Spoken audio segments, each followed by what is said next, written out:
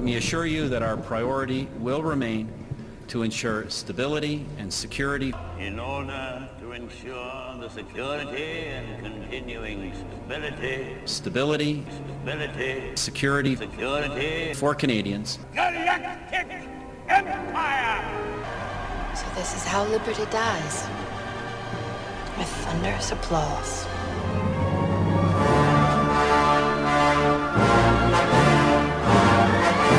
You are listening to The Election Fallout on OppositionRadio.com.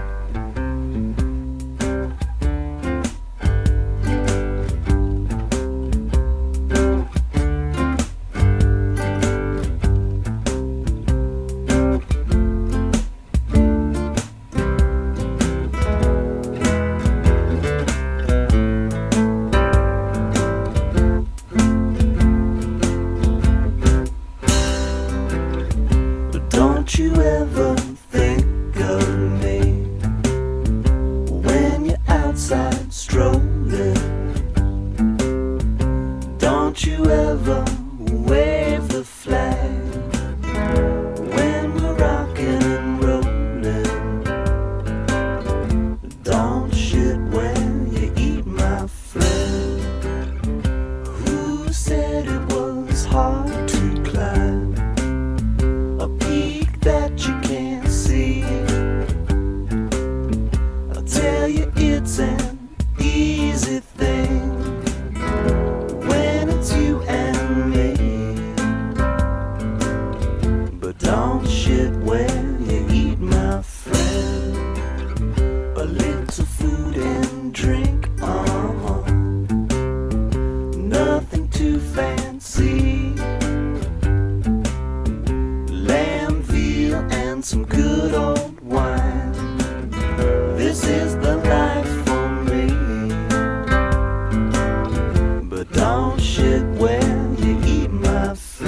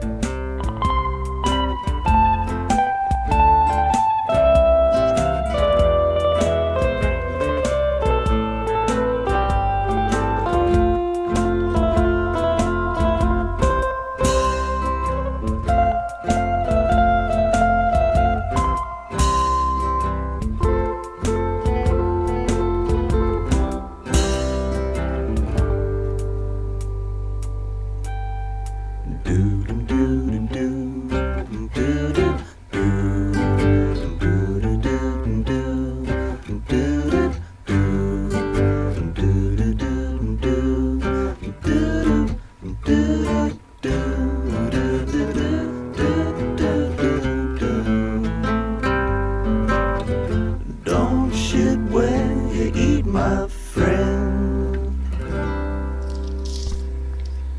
And welcome to episode 18 of Election Fallout, where we have been occupying the internet since the day after Stephen Harper acquired his strong, stable dictatorship that will hopefully last only 4 years. I'm joined now by my stalwart companion who will be speaking to you from under a very thick layer of shingles this evening, Mike Cook. How you doing, Mike? You had to go and say that, eh? Yeah, sorry, man. I'm not doing too bad, all things considering. My choices right now are alternating between pain and painkillers. So we'll have a discussion here tonight. What are you going for right now? Right now I'm going with the pain. Oh, yeah? Yeah. Oh, well. I mean, it's not too bad right now. It comes and goes as well, but I'll eventually want to get to the painkillers at some point because sleeping is not fun. Well, we appreciate you going with some pain as opposed to painkillers so that you can be functional for this show. Yeah, I wouldn't be able to do the show with the painkillers. They set me off pretty bad. Yeah. Well, it's been a long time since we've actually sat down and done a show here. Episode 17 seems like it was 4 or 5 weeks ago now. Yeah, you were wounded there for a bit too. So yeah, I was a little bit immobilized and was falling behind, and a lot of things pertaining to my life, so this kind of fell by the wayside. But I'm glad to be back. I really am. For sure. Even though it feels like it feels a little weird right now because I've been struggling with this in the past day or so, you know, whether I want to be doing this, you know. I But really hope we'll talk that more about that later. And Yeah. and again, it pertains to an open letter I wrote to Charlie Angus on the Attawapiskat situation, which is something that we'd like to discuss in depth later in the show. But for now, I mean, why don't we do a little catching up on what's going on in the world itself? Sure. Like I said earlier, unfortunately, I haven't been able to put as much energy into this either, and I'll just do my best here and try to keep up. I've tried to look at some subjects as much as I can, but my time has been mostly dedicated to sleep and dizziness. Yeah. Well, did you at least catch the NDP leadership debate? You know, I did actually finally get to watch some of it this morning, and I listened to at least half an hour, 20 minutes of it, and I actually did end up falling asleep. I'm going to kind of half blame that on the quality of the debate and the medication. Yeah, no, I honestly the debate could do it for you for sure.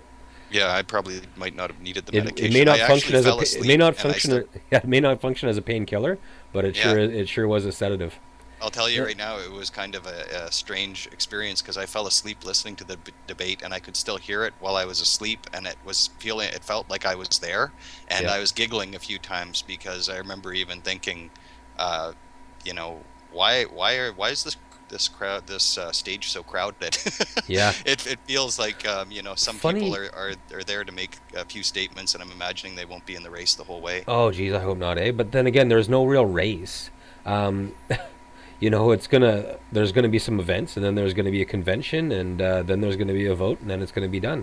And the way it's going right now, the whole thing's gonna happen without very much attention from the national media, which is really, really a shame because I think the NDP is squandering its chance to engage the nation in a debate about where the nation is going, and forming the NDP of the future. This is something that seems to be a conversation that the NDP is having with its own very Itself. exclusive membership. Well, this is to the beginning too, right? That was the first debate, wasn't it? Yeah.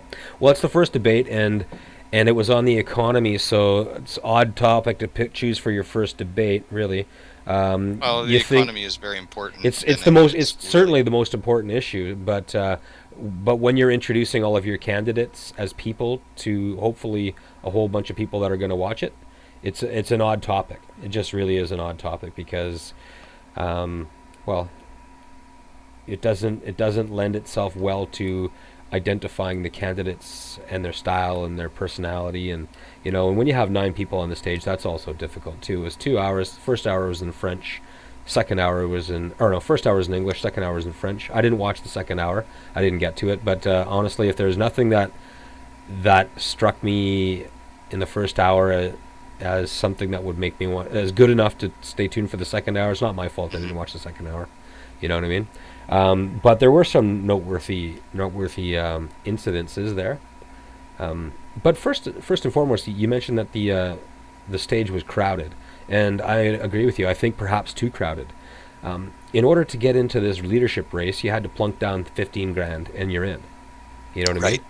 That's not necessarily a great way to run a leadership race because it doesn't separate the people who are in it to make a name for themselves from the people who are in it to win it.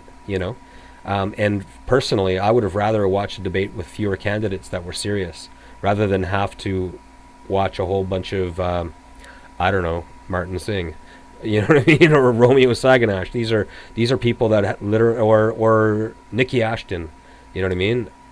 Fantastic people, fantastic members of the party, fantastic Just MPs. very unlikely leaders, though. Yeah, just when it comes down it's to not. it. I mean, maybe somewhere down, maybe in their future, things could change for them. But Yeah. right now, I don't think that Yeah. any of those are strong contenders right now. I wouldn't want to say they're not serious contenders because I'm sure that even if they're there for the experience, I'm sure they're taking themselves fairly seriously. Exactly. Sorry, go ahead. Oh, but I was just going to say, but the strength of their ability to campaign for the leadership, just it doesn't seem to equate to the same levels as a few of the other people on the stage. Yeah. See, now I will take, for example, Robert Chisholm. This is I will put them. He will be exactly the middle of the pack for me. Okay, as in anyone rank that I would rank below Robert Chisholm shouldn't be in the race at all. Anyone above should be. You go down the list. There's Robert Chisholm. I wasn't very impressed with his performance at all in the debate. I don't know. I actually didn't even know he was going to be there, so I hadn't. Yeah. I was uninformed as to his taking part in the it was very lackluster, but I mean a solid individual. You move to Nikki Ashton. Okay, this could be your leader of the future right there. She's very young. Last election, I believe is she 29? She's not very old. Just less than 30. Last election, she was the youngest person in Parliament. Now, a couple of those, or at least one of those people from the NDP in Quebec are younger than her this time around. Right. But honestly, she has some ideas, she tends to rely on the fact that she's young, and this is the new politics, better than the old politics. So I'm young, this is me with new politics. Stephen Harper's old, so he's got old politics kind of thing. You know what I mean? Right. And her delivery is kind of like she's running for class president. You know what I mean? It doesn't, the stereotypical delivery of someone who's running for class president. So, fantastic. Her future looks brighter than her current situation. Yeah, and she's clearly in this. She's in this to make a name for herself, and that's for her own sake. That's a great move for her on a personal level. Not great for the party to bring her right to the end of the process, though. You know what I mean? And I'll get to that later. Why I think that 9 people shouldn't be going to this convention, and what I think they should have done differently. But then after that, you have Brian Topp. He's clearly, and I'm just going through. You know what? I'm going to go through this in the order that I saw them appear. Brian Topp. You know what?